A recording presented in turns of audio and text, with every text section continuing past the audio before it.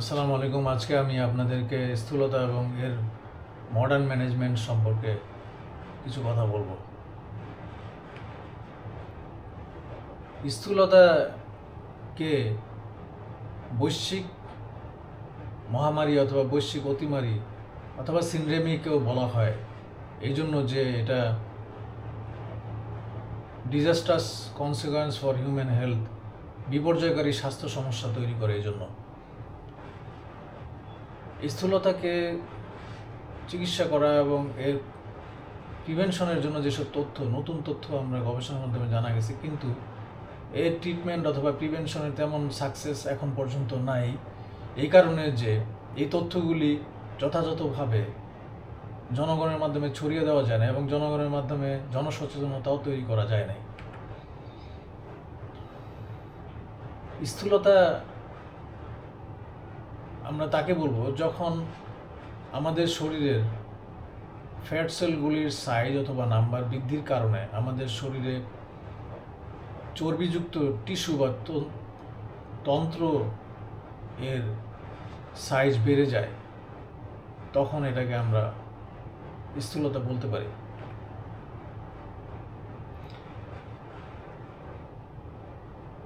United কিংডমে এই রোগের প্রকোপ হলো প্রায় 66% লোক ওভারওয়েটে আক্রান্ত এবং 30% লোক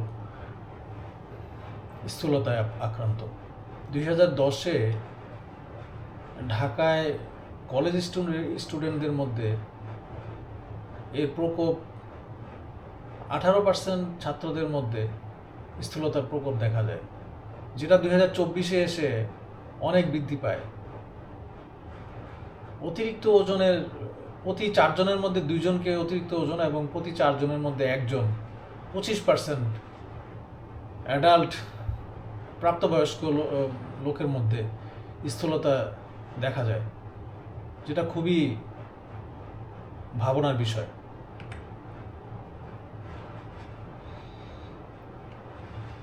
মহামারী সম্পর্কিত নির্দেশকগুলি যদি আমরা চিন্তা করি, তাহলে প্রথমে অপরিবর্তনযোগ্য ঝুঁকি নির্দেশক যেগুলি আছে,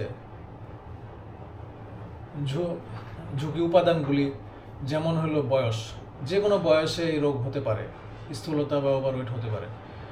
মহিলাদের ক্ষেত্রে সাধারণত ওভারওয়েট বা স্থূলতার হার বেশি। জেনেটিক ফ্যাক্টর এখানে কাজ করে 40 থেকে 90% ক্ষেত্রে। কিছু কিছু জেনেটিক রোগে স্থূলতা সবসময় সংশ্লিষ্ট পাওয়া যায়, যেমন প্র্যাডার-উইলি সিনড্রোম এবং লরেন্স মুন বিডল সিনড্রোম। পরিবর্তনযোগ্য ঝুঁকি উপাদান সেগুলো যদি আমরা চিন্তা করি, যেমন হলো যে খাওয়ার হ্যাবিটটা, অভ্যাসটা, এটা একটা বিরাট কারণ। যারা বসে বসে কাজ করেন, সিডেন্টারি ওয়ার্ক করেন, তাদের ক্ষেত্রে এটা বেশি। যারা সচ্ছল লোক, তাদের মধ্যে এটা বেশি। শিক্ষা যদি থাকে এবং সাথে জনসচেতন থাকে, তাহলে এর হার কম। সাধারণত বিষণ্ণ লোকজনের মধ্যে এর হার বেশি। কিছু এন্ডোক্রাইন ফ্যাক্টর আমাদের মধ্যে হরমোনাল ইমব্যালেন্স তৈরি করে এবং কিছু রোগ তৈরি করে, সেসব ক্ষেত্রে এই স্থূলতা তৈরি হয়, যেমন Cushing syndrome, hypothyroidism, insulinoma, hypothalamic tumours অথবা ইনজুরি। এছাড়া যারা অ্যালকোহল পান করেন এবং মহিলাদের ক্ষেত্রে ওরাল কন্ট্রাসেপটিভ পিল খাওয়ার পরে এটা হয়, অথবা মেনোপজের পর হতে দেখা যায়। কিছু কিছু ওষুধ খাওয়ার কারণে এই স্থূলতা বা অতিরিক্ত ওজন হতে পারে। যেমন sodium valproate, beta blocker, oestrogen containing contraceptive pill, sulfonylureas ইউরিয়াস অথবা insulin, gabapentin, pregabalin, atypical antipsychotics যেমন ওলানজেপাইন, পিজোটিফেন, কিছু অ্যান্টিডিপ্রেসেন্ট যেমন এমিডিপ্টাইলিন, মিডটাজেপাইন এবং গ্লুকোকর্টিকয়েডস। এখন আমরা আসি যে কী কারণে এটা হয়।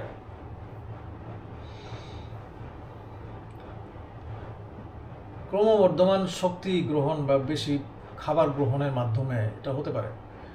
যেমন আমাদের খাবারের সাইজ যদি বেড়ে যায়, ইনক্রিজ পোর্শন সাইজ, ওই খাবার মেইন মিলের মাঝখানে মাঝখানে আমরা যদি খাবার গ্রহণ করি, ইনক্রিজ স্ন্যাকিং যদি হয়, অতিরিক্ত ডেন্স অ্যাডেড ভ্যালু ফুড যেমন হলো যে কোল্ড ড্রিঙ্কস, এগুলি যদি আমরা খাই, সচ্ছলতা যদি আমাদের বেড়ে যায়, সচ্ছলতা বেড়ে যাওয়ার পরে মানুষের ওজন বাড়তে দেখা গেছে। এবং অতিরিক্ত পরিমাণ যদি বাজার করি, খাবার দাবার কিনে নিয়ে আসি বাসায়, তাহলে সেটা খাওয়া হবেই। এবং যারা অধিক রাতে ঘুমান তাদের ক্ষেত্রে এর প্রবণতা বেশি। ক্রমহ্রাসমান শক্তি ক্ষয় যদি হয়, যেমন হলো যে বেশি বেশি গাড়িতে চড়া, স্কুল বা কাজে হাঁটার পর হেঁটে যাওয়া বাদ দিয়ে গাড়িতে যাওয়া, তারপরে হলো অফিসে এবং বাসায় ইনক্রিজ অটোমেশন বা লেবার সেভিং যদি হয় তাহলে, এবং অফিসে আদালতে যদি ম্যানুয়াল লেবারের ব্যবহার কমে যায়, সেক্ষেত্রে এটা হতে পারে। স্কুল কলেজে স্পোর্টস খেলাধুলা কমে গেলে, কম্পিউটার গেমস এবং টিভি দেখা যদি বেড়ে যায়, তাহলে এটা হতে পারে। Central heating, washing machine, vacuum cleaner এগুলি ব্যবহার যদি বেড়ে যায়, তাহলে এটা হতে পারে। এবং ক্রমবর্ধমান নগরায়নও এটা একটা কারণ। এখন প্যাথোফিজিওলজির দিকে যদি আমরা যাই, তাহলে দেখবো যে অনেকদিন ধরে যদি আমরা সেডেন্টারি লাইফস্টাইল অথবা অতিরিক্ত ক্যালোরি গ্রহণ করি, মানে বসে বসে থাকি, কোনো এক্সারসাইজ নাই, কোনো কাজকর্ম নাই, তাহলে সেই ক্ষেত্রে কি হয়? ইমব্যালেন্স তৈরি হয় এনার্জি, শক্তি গ্রহণ এবং শক্তি খরচের মধ্যে। সেই ক্ষেত্রে এডিপোসাইট ফ্যাট সেলগুলির সাইজ বেড়ে যায়, তাদের ভলিউম বেড়ে যায় এবং অতিরিক্ত পরিমাণ লিপিড স্টোর করা শুরু করে। সেই ক্ষেত্রে ভিসেরাল, মানে আমাদের যে অঙ্গ প্রত্যঙ্গ ভিতরে যেসব অর্গান আছে সেগুলিতে এবং আমাদের চামড়ার নিচে চর্বি জমা হতে শুরু করে, যেটা আমাদের এডিপোকাইন্স অথবা লাইপেজের মধ্যে চেঞ্জ করে ফেলে এবং ওভারওয়েট বা ওবেসিটি তৈরি করে, যেটা রোগ তৈরি করার রিস্ক বাড়ায়। ওবেসিটি আমরা কিভাবে মাপি? সাধারণত হাইট ওয়েট চার্টের মাধ্যমে, বডি মাস ইন্ডেক্সের মাধ্যমে, ওয়েস্ট সার্কামফারেন্সের মাধ্যমে, waist to hip ratio, skin fold thickness অথবা বডি লাইন মেথডের মাধ্যমে আমরা মেপে থাকি। এই যে বিভিন্ন মেথডে মাপি, এর মধ্যে বিএমআইটা হলো সবচেয়ে বেস্ট মেথড, যেটার মাধ্যমে ওভারওয়েট এবং ওবেসিটিকে আমরা বিভক্ত করতে পারি। যদি বিএমআই 18.5-এর নিচে থাকে, তাহলে আমরা তাকে, কোনো ব্যক্তি যদি থাকে, তাহলে আমরা তাকে আন্ডারওয়েট বলবো। 18.5 থেকে 24.9 হলে স্বাভাবিক, 25 থেকে 29.9 হলে ওভারওয়েট, 30 থেকে 34.9 যদি হয় তাহলে ওবিস ক্লাস 1, এবং 35 থেকে 39.9 হলে ওবিস ক্লাস 2, এবং 40 অথবা 40-এর থেকে বেশি যদি হয় তাহলে আমরা বলবো ওবিস ক্লাস 3। আমাদের ওজন মাপার ক্ষেত্রে ফিতা এবং ওজন মেশিন লাগে। এগুলি যদি না থাকে, শুধু সবার বাসায় মিরর আছে বা গ্লাস আছে, গ্লাসে যদি আমরা এইভাবে আড়াআড়ি দাঁড়াই, তাহলে আমরা বডি লাইন মেথড, আমাদের বডি লাইনটা হলো এটা। যদি দেখা যায় যে আমাদের বডি লাইনের সামনে একটা অংশ বের হয়ে আছে, তাহলে আমরা নিঃসন্দেহে ধরে নিব যে আমরা অতিরিক্ত ওজন অথবা স্থূল রোগে ভুগতেছি। স্থূলতাকে ক্লাসিফাই করা হয় বিভিন্নভাবে, একটা অ্যাকর্ডিং টু কজ, কারণ অনুসারে হলো প্রাইমারি ওবেসিটি। যদি অতিরিক্ত খাবার গ্রহণ করা হয় তাহলে এটা প্রাইমারি ওবেসিটি হয়। সেকেন্ডারি ওবেসিটি তৈরি হয় যদি আমাদের কনজেনিটাল অ্যাবনর্মালিটিস থাকে, মেটাবলিক প্রবলেম থাকে, অথবা ক্রোমোজোনাল অ্যাবনর্মালিটি থাকে, অথবা সেন্ট্রাল নার্ভাস সিস্টেম যদি ডিসঅর্ডার থাকে, তাহলে এটা হতে পারে। আর বিএমআইয়ের মাধ্যমে আমরা যেটা মাপি সেটা আমরা আগেই বলেছি। আর বডি শেপ অথবা ফ্যাট ডিপোজিশনের স্থান অনুসারে এটাকে দুইটা ভাগে ভাগ করা হয়, যেমন অ্যাপেল শেপেড, অ্যান্ড্রয়েড, অ্যাবডোমিনাল অথবা সেন্ট্রাল ওবেসিটি। এখানে ফ্যাটটা জমা হয় কোমরের উপর দিকে, মেইনলি পেটের মধ্যে, এবং আমাদের ভিসেরা বা আমাদের পেটের ভিতরে যেসব অঙ্গ প্রত্যঙ্গ আছে এগুলির ভিতরে প্রচুর ফ্যাট জমে। এটা কমন হলো পুরুষদের মধ্যে, এই জন্য এটার আরেকটা নাম অ্যান্ড্রয়েড। এটা গ্রেটার রিস্ক আছে, এটার কমপ্লিকেশনের জন্য এটা গ্রেটার রিস্ক, এটা রিস্ক বেশি। আরেকটা ভাগ হলো পিয়ার শেপের অথবা গাইনয়েড অথবা পেরিফেরাল ওবেসিটি। এটা ফ্যাটটা জমা হয় কোমরের নিচ অংশে, মেইনলি থাই এবং পায়ে। এবং সেই জন্য এটা সাবকিউটিনিয়াস, এবং এটা মহিলাদের ক্ষেত্রে বেশি বলে এটার একটা নাম হলো গাইনয়েড। এটার বেটার প্রগনোসিস আছে, এবং কিন্তু এটা ট্রিটমেন্ট করাটা কঠিন। এই সাবকিউটিনিয়াস ফ্যাটটা এক্সারসাইজ করে দূর করাটা একবার হয়ে গেলে এটা কঠিন। এখানে যেমন দেখছেন আপনারা যে পেটের মধ্যে ফ্যাট জমে, পেটটা বিশাল বড় হয়ে যায়, এটা অ্যাপেল টাইপের, এবং যেটা হলো নিচের দিকে কোমরের দিকে বেশি, এটা হলো পিয়ার শেপের ওবেসিটি। এখন আমরা ক্লিনিক্যাল ফিচারে যদি আসি, যে সাইন আমরা কি পাই, আমরা কি দেখব, যে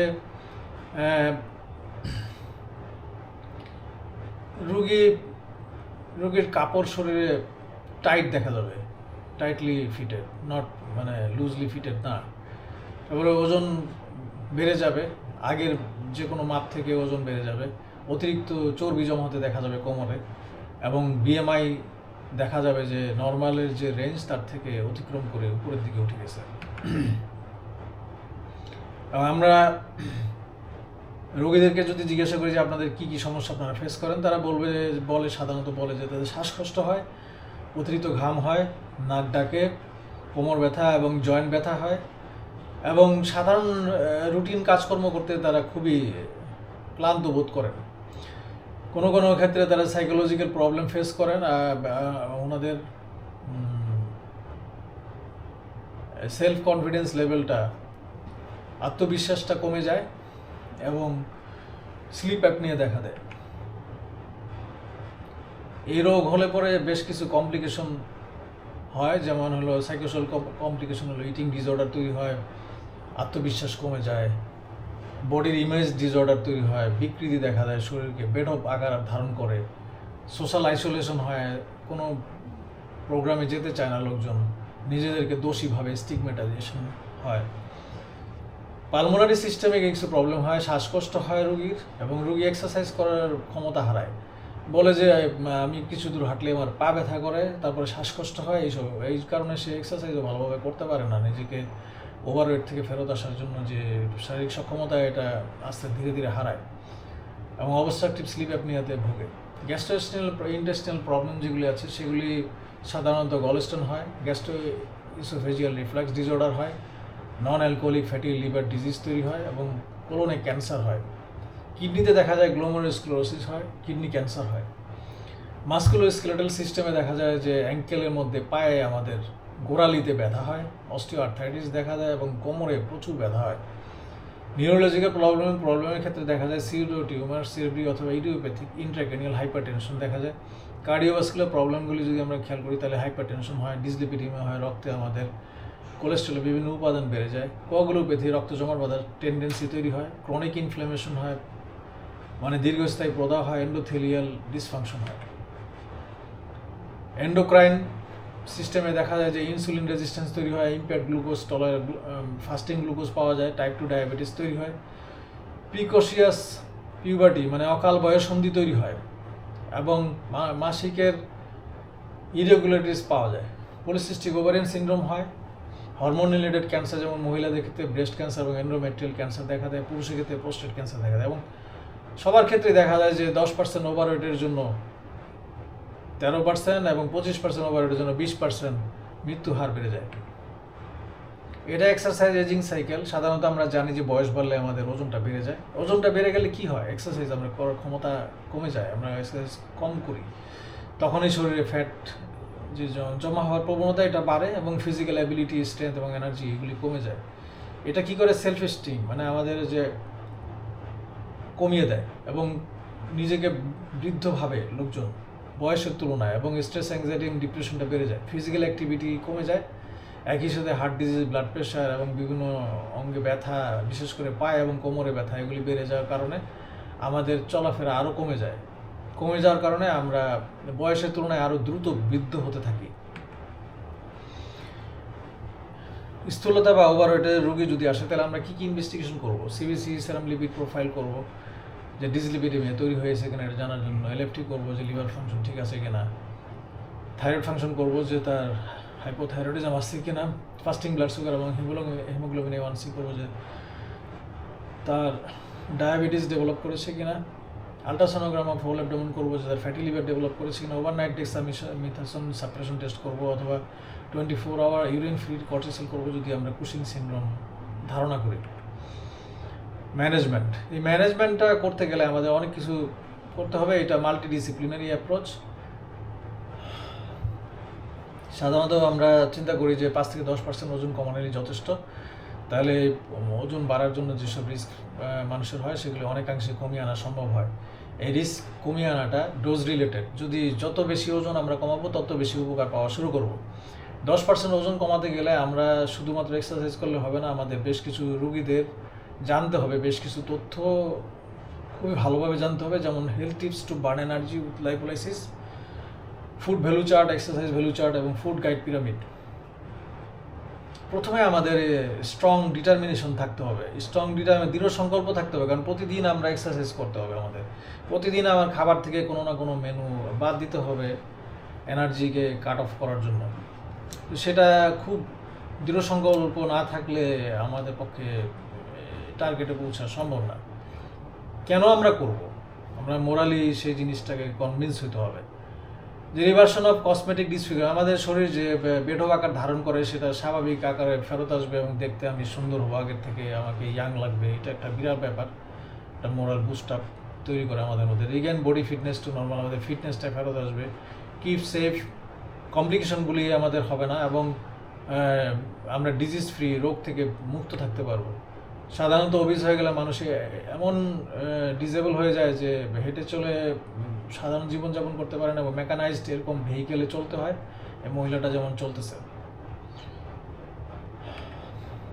ফিজিক্যাল ফিটনেসটা খুব প্রয়োজন এবং দেখা গেছে যারা ওজন বেশি থাকলেও যারা এক্সারসাইজ করেন, দৌড়ান, হাঁটেন, তাদের ফিটনেসটা, যারা স্লিম পারসন তাদের থেকেও অনেক ভালো এবং তাদের কার্ডিওভাস্কুলার রিস্কও দেখা গেছে যে তাদের থেকে অনেক ভালো।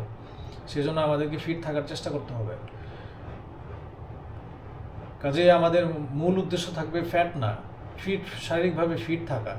এবং আমরা যদি শারীরিকভাবে ফিট থাকতে পারি তাহলে আমরা ব্যক্তিগতভাবে সবাই সফল হব। কি বেনিফিট পাওয়া যায় 10% ওজন যদি আমরা কমিয়ে ফেলতে পারি? তাহলে ডায়াবেটিসের ক্ষেত্রে দেখা গেছে যে 50%-এর বেশি রিস্ক কমে যায়।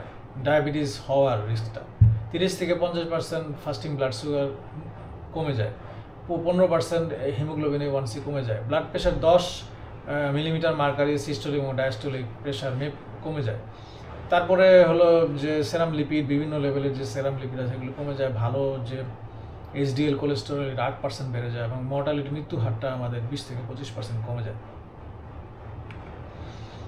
ফুড ভ্যালু চার্টের এগুলি সবই আমাদেরকে জানতে হবে, নর্মাল খাবারের কোনটার কত ক্যালোরি, তাহলে আমরা সেইভাবে বুঝতে পারবো যে কোন খাবারটা গ্রহণ করা উচিত, কোন খাবারটা গ্রহণ করা উচিত না। যেমন একটা নর্মাল কেকের ক্যালোরি আমরা যদি দেখি তাহলে দেখবো যে এখানে 70 ক্যালোরি, বাট ফ্রুট কেকে আসছে 270 ক্যালোরি, 3 গুণের প্রায় 4 গুণ বেশি। সেক্ষেত্রে আমরা বুঝতে পারতেছি যে ফ্রুট কেক কখনো আমাদের খাওয়া উচিত হবে না। একটা রুটি খেতে বা চাপাটিতে আমাদের আছে 70 ক্যালোরি এবং পারাটায় আছে 150 ক্যালোরি। আমরা যদি 2টা রুটি খাই তাহলে সেই ক্ষেত্রে আমাদের 140 ক্যালোরি, আমার সেখানে 10 ক্যালোরি সেভ হয়। চেষ্টা করতে হবে পরোটা বাদ দিয়ে রুটি খাওয়ার জন্য। টোস্ট 2 পিস যদি আমরা খাই 150 ক্যালোরি, কাজে এটাকেও অ্যাভয়েড করার চেষ্টা করতে হবে। আমরা যদি বয়েল এগ খাই, আমরা যদি ডিম খাই 90 ক্যালোরি, কিন্তু অমলেট অথবা ফ্রাইড এগ যদি খাই 160 ক্যালোরি। সেক্ষেত্রে বয়েল এগ খেলে আমরা কিন্তু 70 ক্যালোরি সেভ করতে পারি।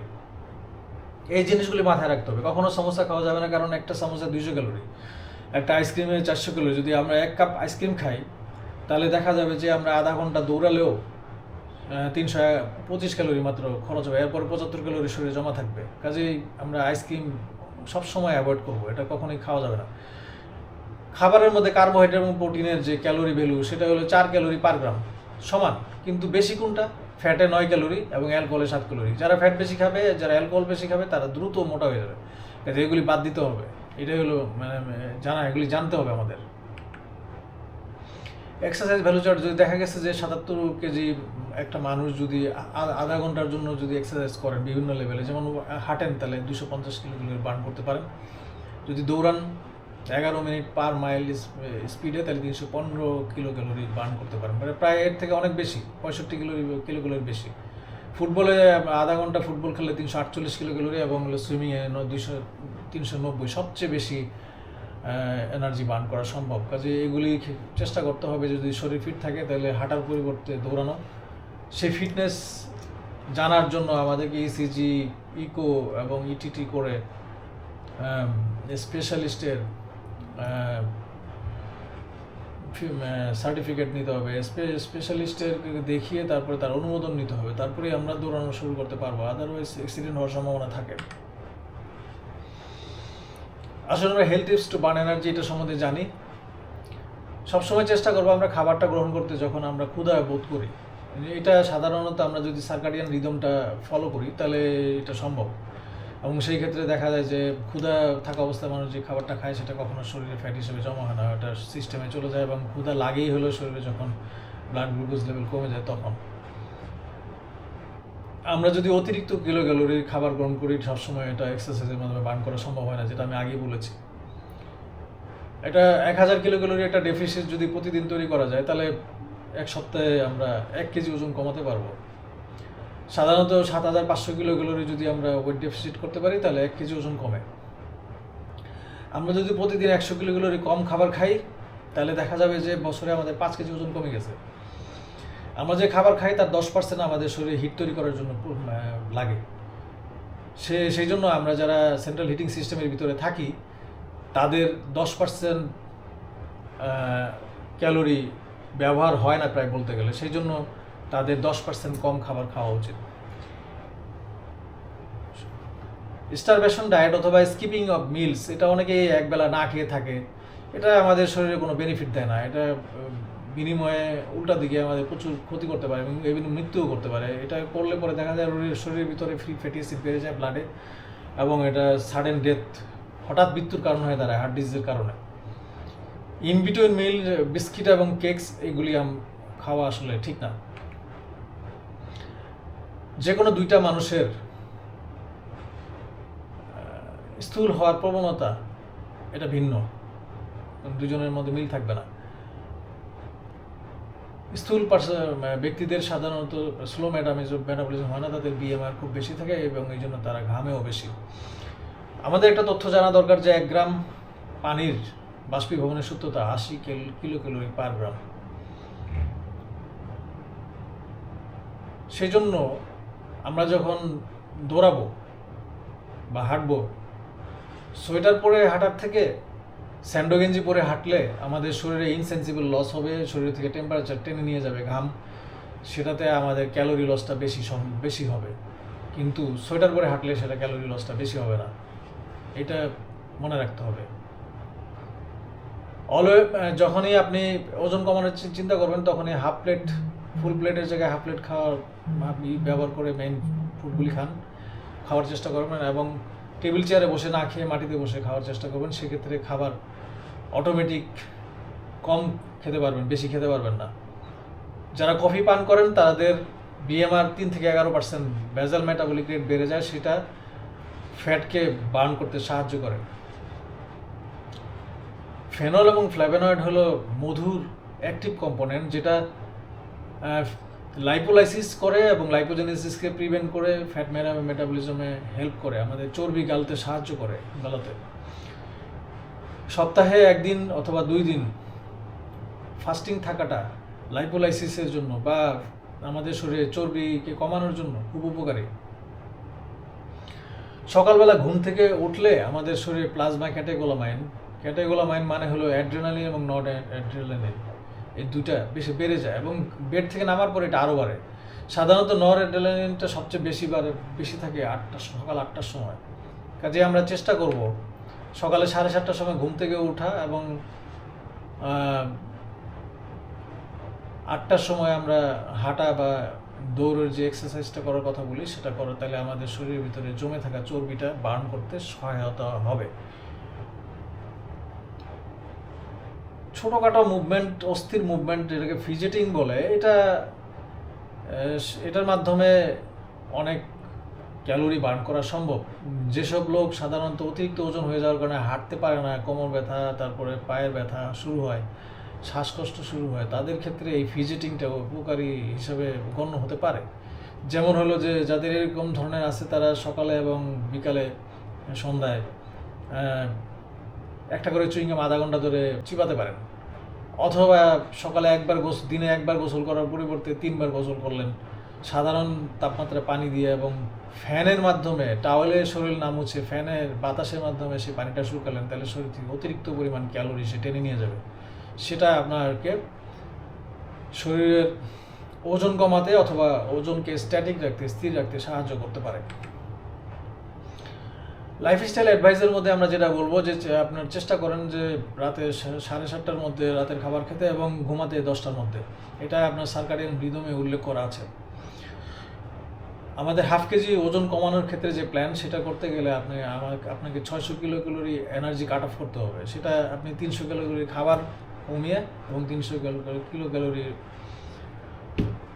শক্তি খরচ করে করতে পারেন, অথবা খাবার না কমিয়ে 600 কিলোক্যালোরি বার্ন করেও করতে পারেন। যদি 600 কিলোক্যালোরি বার্ন করতে চান তাহলে আপনাকে 1 ঘন্টা 15 মিনিট হাঁটতে হবে, এবং অথবা 30 মিনিট হাঁটতে হবে, 30 মিনিট দৌড়াতে হবে। যদি আপনি ফিট থাকেন সেক্ষেত্রে আপনার বছরে 24 কেজি ওজন কমে যাবে। এবং আপনার 3টা মেইন মিল ফুড গাইড পিরামিড অনুসরণ করে খাবার চেষ্টা করবেন, এবং ইনবিটুইন কোনো স্ন্যাক্স খাবেন না। এবং সকালে নাস্তার পরে আপনি যেটা করবেন, আমরা যেটা করি সেটা হলো যে ফ্রুটস খাবো, যে কোনো একটা ফ্রুটস খাবো। সেটা অ্যাপেল হলো সবচেয়ে ভালো সকালে নাস্তার পরে, এবং খাওয়ার পরে কফি খাওয়া, সাথে হানি 2 চামচ মধু দিয়ে, এবং সকাল 11টার সময় স্ন্যাক্সের পরিবর্তে আরেক কাপ কফি খাওয়া, এবং লাঞ্চ এবং ডিনার টাইমলি খাওয়া। এটা আপনাকে ওজন কমাতে সাহায্য করবে। ওয়েট লস ডায়েট অথবা ফ্যাট ডায়েটস আছে অনেকগুলি, যেমন Atkins diet, Jones, south beach, sugar buster, GM diet. এগুলি আসলে হেলদি না, এবং এগুলি লং টার্মে ওজনটাকে কমিয়ে রাখতে বা কমাতে সাহায্য করে না খুব একটা। কিন্তু যাদের কার্ডিওভাস্কুলার রিস্ক আছে তাদের ক্ষেত্রে মেডিটেরিয়ান ডায়েটটা এটা ভালো অপশন হতে পারে। সেই জন্য একটা ব্যালেন্স আনপ্রসেস ডায়েট, যেটা আমাদের শরীরের জন্য খুবই ভালো, সেটা যদি আমরা ফলো করতে চাই সেই ক্ষেত্রে ফুড গাইড পিরামিডটা আমরা ফলো করতে পারি। এই হলো ফুড গাইড পিরামিড, যেখানে ব্রেড, সিরিয়াল, রাইস বা পাস্তা আমরা দিনে 6 থেকে 11 সার্ভিংস পর্যন্ত খেতে পারবো। ভেজিটেবল খেতে পারবো 3 থেকে 5 সার্ভিংস। ফ্রুটস খেতে পারবো 2 থেকে 4 servings. Meat, poultry, fish, dry beans, egg এবং নাটস খেতে পারবো 2 থেকে 3 সার্ভিংস, এবং মিল্ক, ইয়োগার্ট এবং চিজ 2 থেকে 3 সার্ভিংস। ফ্যাট, ওয়েলস এবং সুইট খেবো আমরা খুবই সীমিত পরিমাণে। সার্ভিংসের সম্বন্ধে একটা ধারণা থাকা দরকার আছে। ব্রেড, সিরিয়ালের ক্ষেত্রে যে 2 স্লাইস ব্রেড একটা সার্ভিং তৈরি করে, অথবা হাফ কাপ রাইস একটা সার্ভিং তৈরি করে, যেটা ভিতরে ক্যালোরি থাকে 70 কিলোক্যালোরি।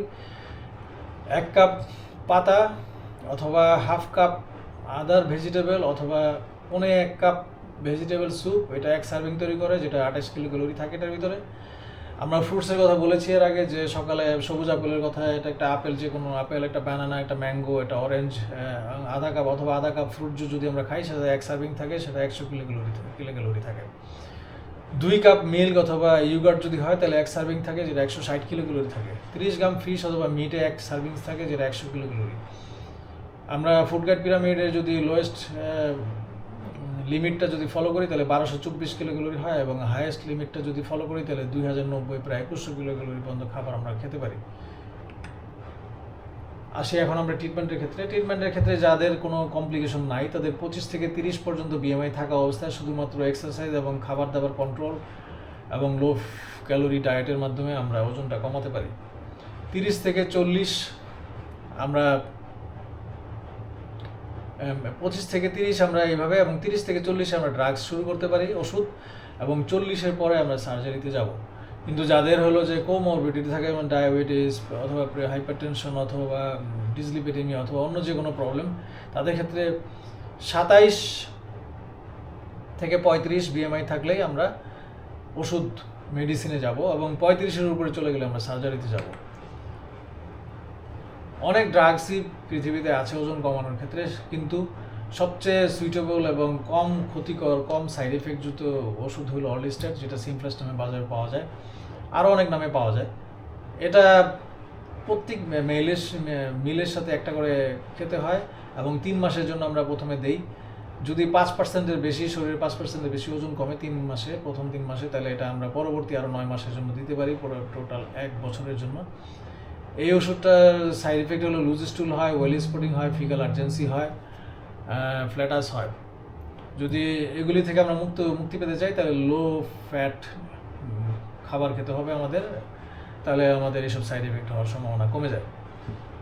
আর আমরা 1 বছরের বেশি এই ওষুধটা আমরা অ্যাডভাইস করি না, কারণ এটা যদি করি সেক্ষেত্রে ভিটামিন ফ্যাট সলিউবল ভিটামিনের অভাব, যেমন ভিটামিন এ ডি ই কে এর অভাব দেখা দেয়। আর অ্যাপিটাইট সাপ্রেসেন্ট হিসেবে অবিনিল নামে একটা ওষুধ আছে বাজারে, সেটা হার্ট রেট বাড়িয়ে দেয়, যার জন্য আমরা এটা খুব একটা অ্যাডভাইস করি না।